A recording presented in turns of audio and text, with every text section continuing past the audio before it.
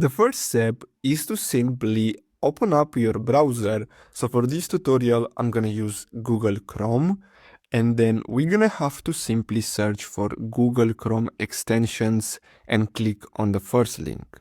Then we're gonna get redirected here.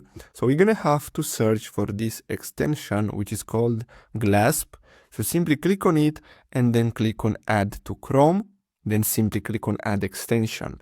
Now, once we do that, what we're gonna have to do is simply click on Continue with Google.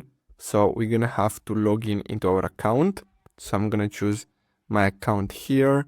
And then with this extension, we're gonna be able to basically summarize YouTube videos using ChatGPT. So now we're gonna have to open YouTube and then simply search for a video. So I'm gonna use this one. Now let's refresh this page, because we just installed the extension, and as you can see, we have it right here. So we're gonna have to click on summarize video, and then ChatGPT will be opened up, and as you can see, we have the video summarized, as you can see from here. So basically that's all we have to do. I really hope you found this video helpful. Don't forget to like and subscribe. Thanks for watching.